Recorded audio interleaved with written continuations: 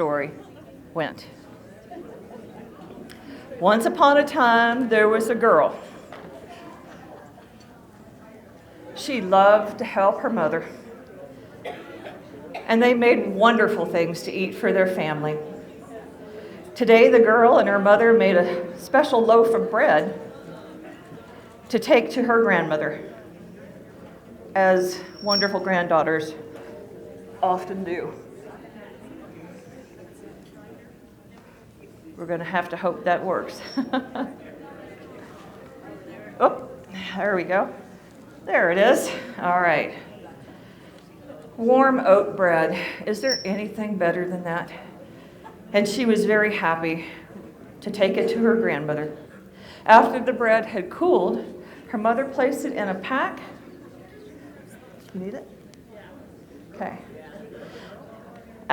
Is that better? Okay, good. I have 3 mics on me now. After the bread had cooled, her mother placed it in a pack.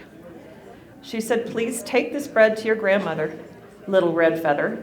She's been feeling a little low, and seeing you will cheer her up." There will be a pop quiz later for those who are not listening, by the way. Okay. "Yes, Mother." The girl strapped her pack over her shoulder, tucking a bright red feather into her braided hair, and she walked down the trail, heading to grandmother's home, which was on the other side of the woods from her house. As she started along the trail, she noticed the gray squirrel sitting high in the branches of the old tree. "Greetings, Gray Squirrel," she said. She called up, and lo and behold, the Gray Squirrel greeted her with saying, "Well, greetings, Little Red Feather." He chattered back to her, "May I ask you where you're going in such a hurry?" "I'm taking fresh baked bread to my grandmother." "Oh, your grandmother is a friend of mine. Wait just a moment, please." And Gray Squirrel disappeared into a hole in the tree and soon returned, scampering down the trunk and dropping a handful of shiny nuts at the girl's feet. "Thank you. Grandmother will love them." Little Red Feather tucked the nuts into her pack, and she hurried on. Later, Little Red Feather came to a meadow full of wild flowers, the kind you get here in Colorado where they're nice and deep in the spring. She paused to admire the flowers and pick blackberries for her grandmother. A striped skunk rustled through the bush beside her. "Greetings," Little Red Feather whispered softly. "Oh, greetings, Little Red Feather," replied Striped Skunk. "Thank you for not startling me. Where are you going on such a sunny day?" "Well, I'm taking some fresh baked bread, nuts, and blackberries to my grandmother."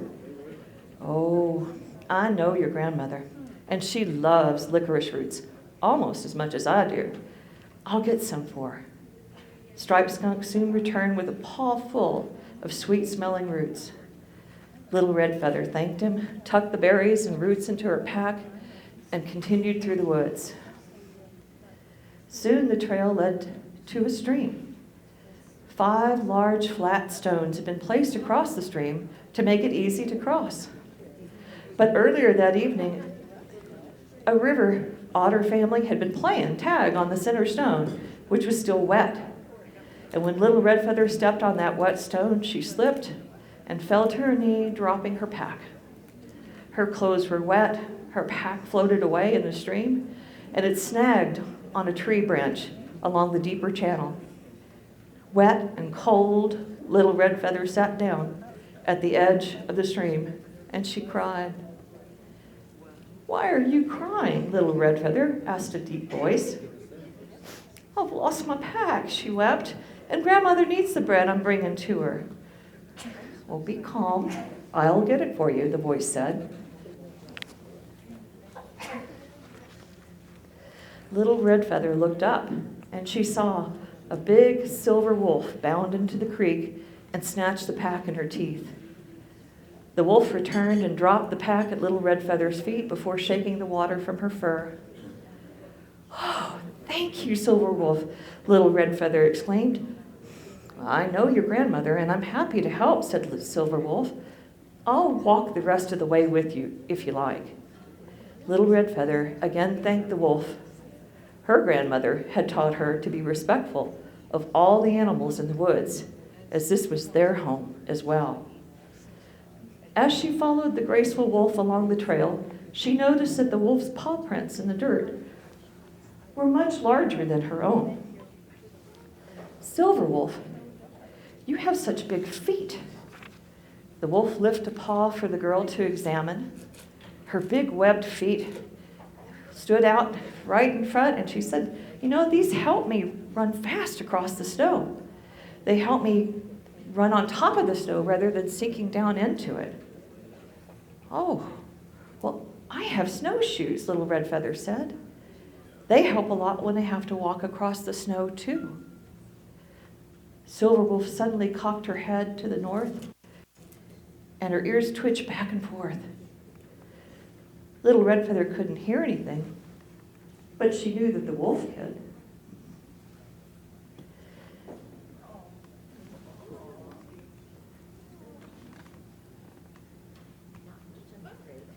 There's her paws, and there's her ears. My ears help me hear well, the wolf said. I just heard one of my sons howling. He's hunting several miles from here. Oh, Little Red Feather nodded. My parents always want to know where I am. It would be helpful if they could hear me from a long way away, too. As they walked along, the wolf stopped to pull a thorn from her fur and rubbed her nose. And Silver Wolf, she said to the little girl, you have such a big nose. The wolf paused thoughtfully and said, well, I do, but did you know that I can smell things on this trail? Like who passed by here a week ago? Big elk and deer and family members? I can actually dream in scent. My dreams because of my big nose. The little girl just had never even thought of being able to have a dream in smells. What a magical thing. Soon they arrived at Grandmother's home, and inside Grandmother sat snuggled in a blanket. She smiled brightly when the Little Red Feather came in. Greetings, Grandmother. I brought you some fresh bread, and a friend of yours helped me when I almost lost my pack. Silver Wolf looked in through the door. Greetings and thank you, old friend, Grandmother said. I'm pleased to help, Silver Wolf replied. Then she looked at Little Red Feather. Should you need my help getting home, give a long howl. I'll listen for you.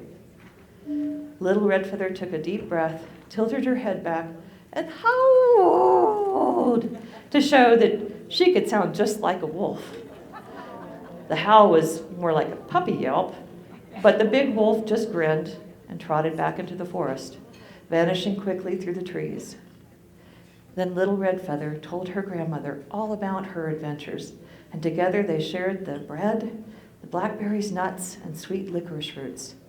What a lovely day it had been, after all. The end.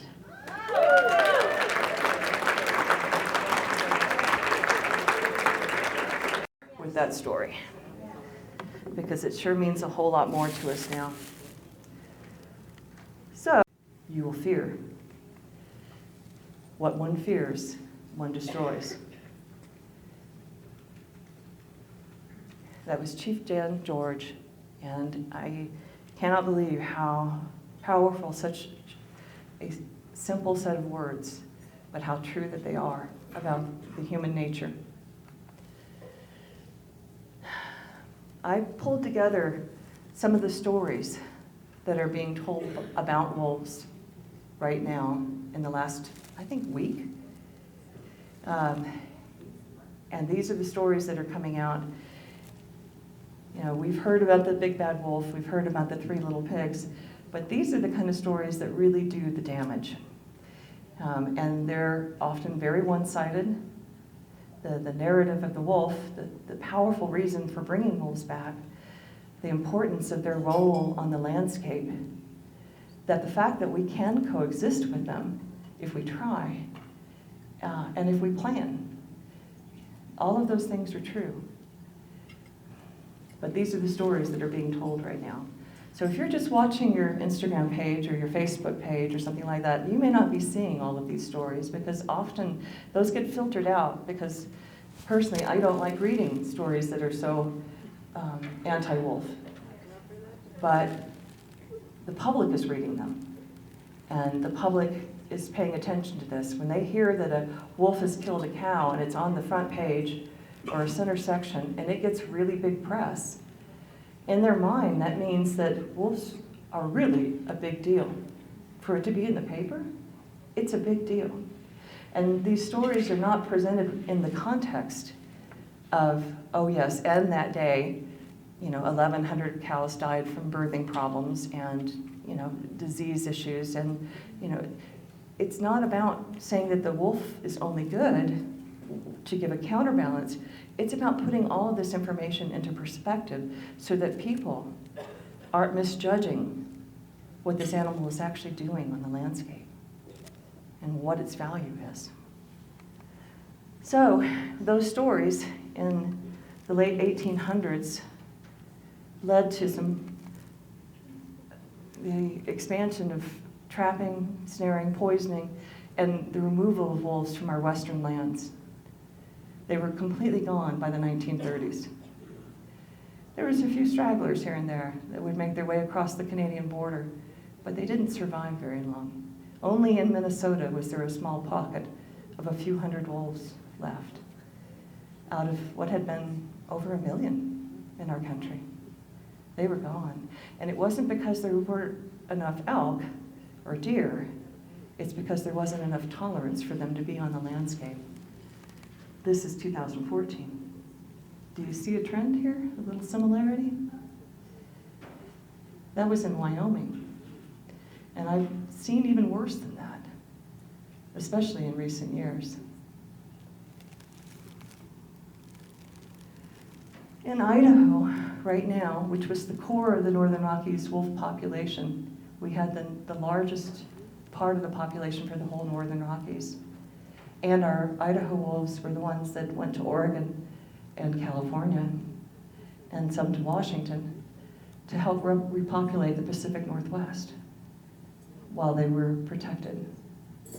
Today, almost a year after the passage of Senate Bill 1211, which allows for the year-round killing of wolves throughout the entire state, 365 days of the year in most of the state, is now offering and supporting a bounty on wolves that we haven't seen here in the West since over a century ago. That bounty is up to $2,500 per wolf. It's the highest bounty on wildlife anywhere in the country. And it includes pups in the den. So trappers are going into den sites and pulling pups out and killing them and getting a $2,500 bounty for those pups. How long do you think wolves are going to last? We are storytelling creatures, that is for sure. We haven't evolved that much. We've always told stories, and they've always been a powerful part of the human psyche.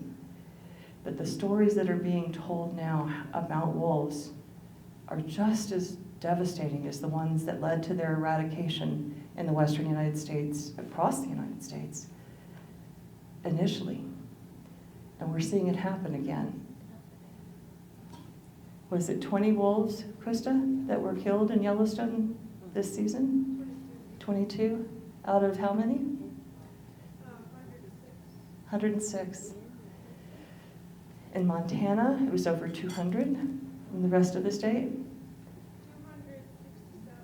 267. In Idaho, over 500. And this is the 4th year that it's been over 500. And they've increased the bounty and increased the opportunities, made the seasons longer. And the U.S. Fish and Wildlife Service is saying, well, we're not seeing a spike in the number of wolves being killed, Therefore, we're not worried about the population. You know what happens when you don't see a spike in the population, when you put all that extra pressure on? What that means is you're running out of wolves.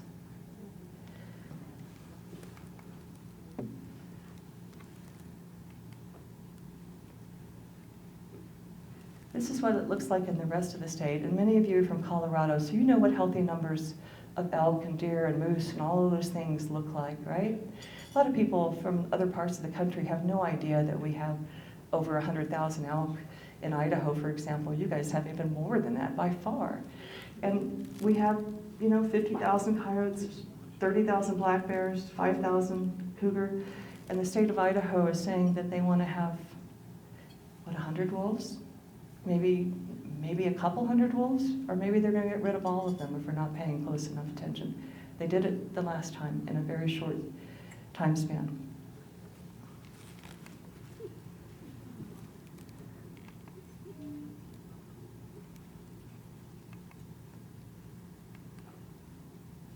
Go, baby.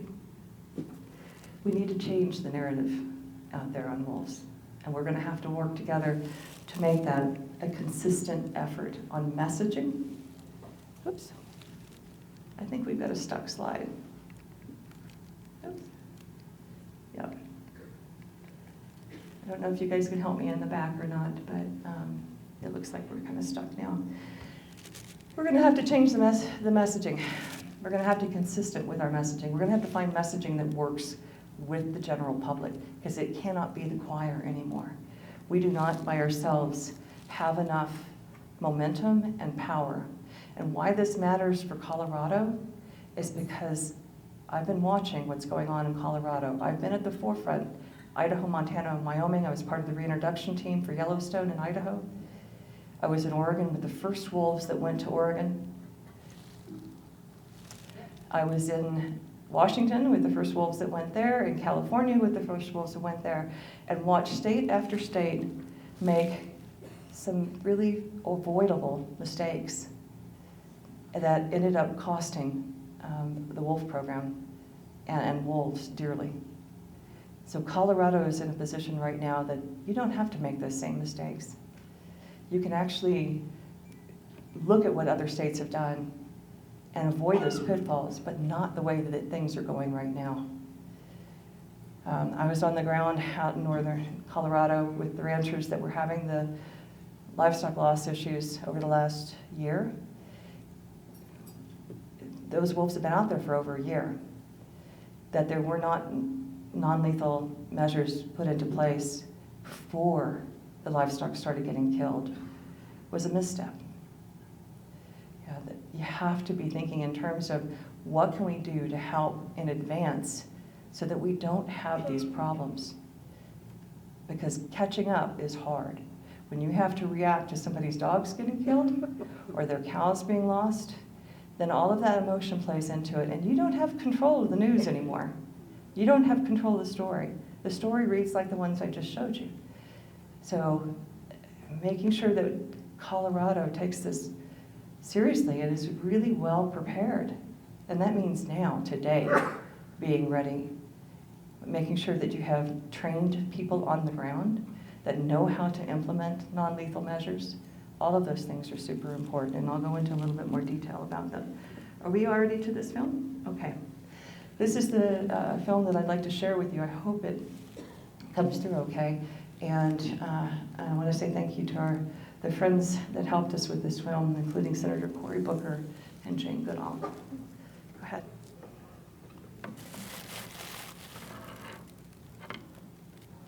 It's a short one.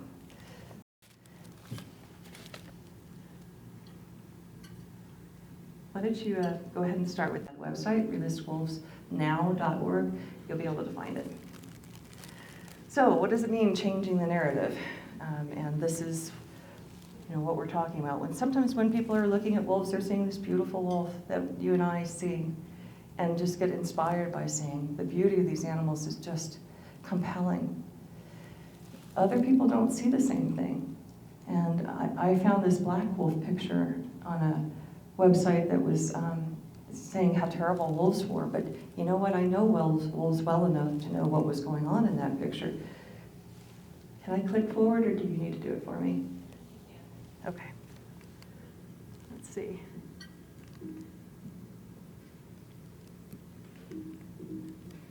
I don't think so. I think you're going to have to do it for me. I'm sorry. Ah, there we go. It's a matter of context. That's what that wolf is doing. He's in the middle of a yawn. And, you know, when people are in the middle of a yawn, they don't look so great either, right? I mean, even really cute people don't look so great, right? In the middle of a yawn. So it's a matter of putting it into context. We need to be talking more about the value of wolves on the landscape. Why are they so important? You know, there's no other species that does the same thing that wolves do. Not a single one. Wolves have this incredible sense of smell, where I've watched them run through a herd of 400 or 500 elk, and just in a matter of minutes, be able to detect with their nose which of those elk was very unhealthy and which ones were not. And all of the elk in the herd knew that it was Pepper's last day, because there was a lameness there that was caused by something and had been injured or whatever. The wolves know, and Pepper knows, and the herd goes back to grazing, and that's how nature works, right? But wolves have been doing that for so long that they're really responsible for making our elk as strong as they are, for keeping disease from the herds, for moving them so they don't overgraze so much, and then allowing for vegetation to come back. Things like willow that helps with bringing back songbirds, and then beavers start moving in, and suddenly what happens? The water table starts lifting.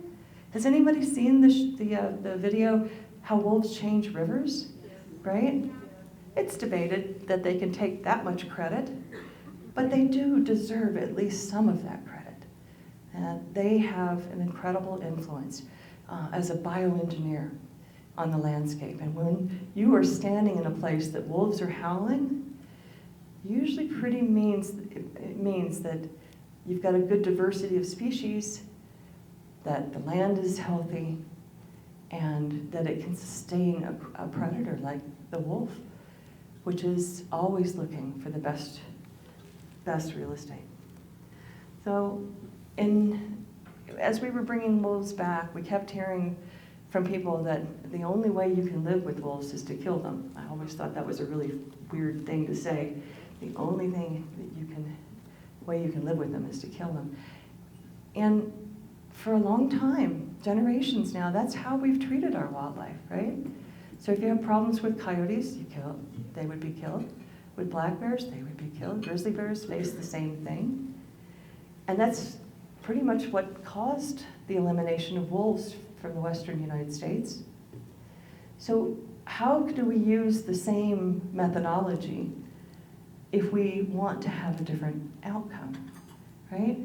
So we tried this, and at the time there was a big book out that was written by the top wildlife scientists in the world, and in that book it said non-lethal measures are effective, but not across a big landscape, not across a big, rugged terrain, mountains, things like that.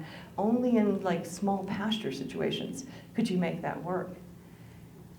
And we looked through the book and realized from all the other studies in that book and all the other studies that we looked for, that nobody had tried to actually apply them across a large landscape. They just made the assumption that you just couldn't do it. So we thought, okay, we're probably going to fail, but we know we have wolves moving in, and they're moving into a big landscape with a lot of ranchers, with the heaviest sheep population in the western United States. And sheep are always, this is from the ranchers who own the sheep, they're always looking for a way to die. And so we knew that there was going to be trouble, and predators kill more sheep than they do anything else, right? So we started this project with the ranchers and with the local community. Oh, there we go. Yay. See, it's a big landscape. We cover 1,200 square kilometers in our core project area, which is where These guys go through their summer grazing season from the end of May, June, till the middle of September, sometimes into October, depending on how the weather's going for the year. Well, the first thing we needed to know is, what are the wolves doing? We didn't have any radio-collared wolves in the project area, and gosh, we still don't have any radio-collared wolves in the project area. But we started employing things like getting out there and looking for den sites and pups and all that. And so we started finding out where the wolves were. And then we looked at the sheep bands, and what they had was like 1 or 2 dogs per band, and a band is 1,500 to 2,000 sheep. That's a big job for 1 dog, right? And we went, wait a minute, that's not going to be enough. So we added 3 or 4, up to 5 more dogs per band, because wolves think these dogs are funny-looking wolves.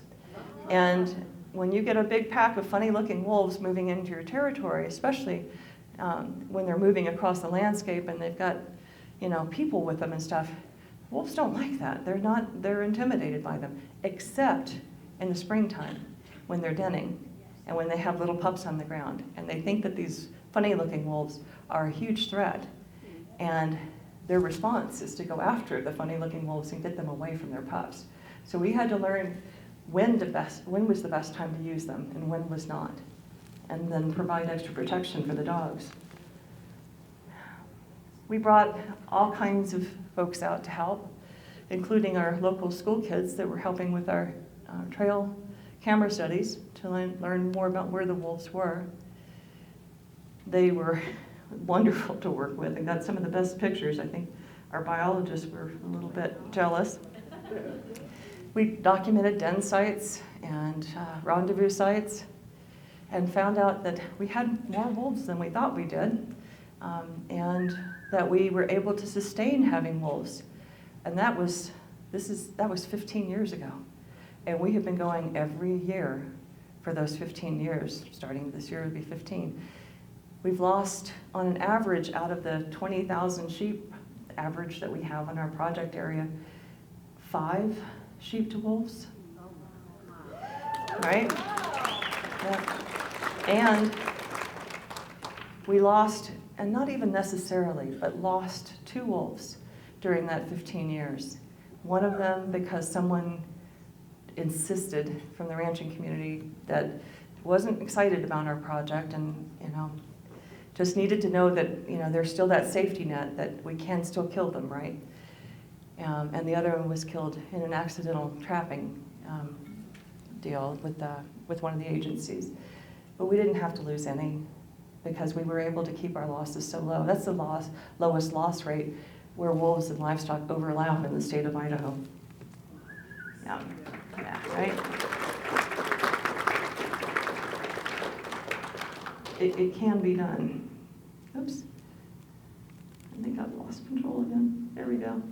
It can even be done on cattle ranches as well. And after being out in Walden and seeing the number of livestock that are out there, there's a lot of cattle in that valley. It's going to be a tough place to be a wolf in the area, and I think we've already established some bad habits, because it looks, from what I've seen in every single state that I've seen wolves move into, the first thing that brings them into an area like this is a carcass pit, is dead livestock. Wolves can smell that from 5-10 miles away if there's something dead out there on the ground, and especially if there's a pit. And they are scavengers as well as being predators. It's a lot safer to eat something dead. And then, like in Oregon, Baker City is the first place we had wolves killing livestock, and they came to this huge carcass pit 8-10 miles away from the mountains. And they looked at the pit, they looked at the spring lambs on the other side of the fence, they looked at the pit, and they jumped the fence.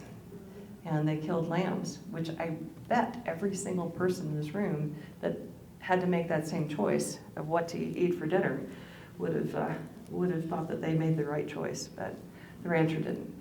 So getting those carcass pits cleaned up is huge. It's the first step is to make sure you don't attract the wolves to the places you don't want them to be. because they would rather stay out there where they belong and where they have the freedom and are safer as well. But they will come out and they will investigate.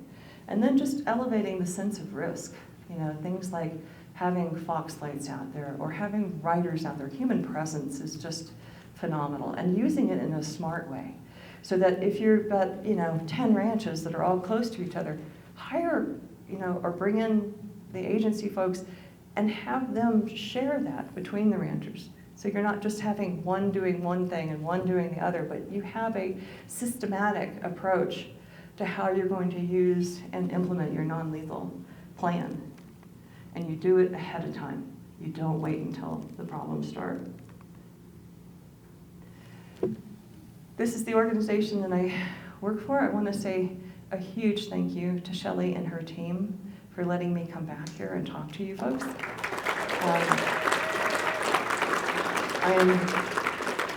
I am so grateful to have them as a partner, and I am just deeply appreciative of the work that they do. And I'm going to be hanging out in Colorado for a little while, I think, just to make sure that we have a good footing for wolves. But do everything you can. If you see one of those articles, call the reporter, call the paper, write a letter to the editor, tell them that it's time to get balanced stories back in, that this has to be more than just wolf kills livestock, rancher gets mad, wolf dies. That cannot be. We know where that leads. Yeah. And it's a place that's empty. We have lived in a generation of people that have gone from, what the Nez Perce say, not hearing the heart of the mountain speak as it does through the howl of the wolf. So we have a lot to protect, but it means being really involved, every single one of us, because they are precious, but they are easy to remove. So, thank you.